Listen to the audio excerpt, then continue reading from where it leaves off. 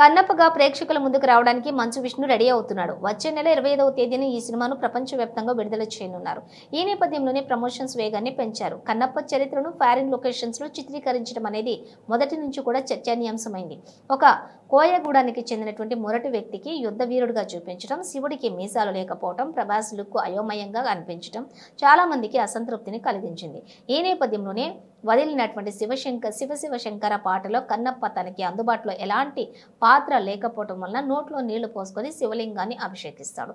ఆ తర్వాత షాట్లోనే మట్టి పాత్రలో దుప్పి మాంసం నైవేద్యం పెట్టినట్లు చూపించడం విస్మయం కలిగించింది.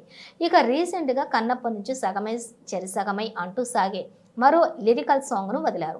మొదటి పాట మాదిరిగానే ఈ పాట కూడా విమర్శల నుంచి తప్పించుకోలేకపోయింది. కోయిగూడానికి చెందిన భార్యాభర్తలు ఆ యాసలోనే పాటలు పాడుకుంటారు.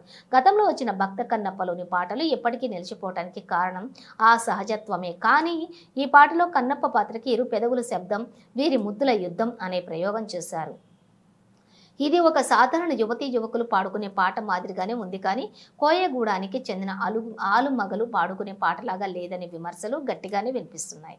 ఇక ఈ పాటలో హీరోయిన్ పెదవులపై కన్నప్ప ముద్దు పెట్టుకోవడానికి ట్రై చేయడమే కుసమెరుపు.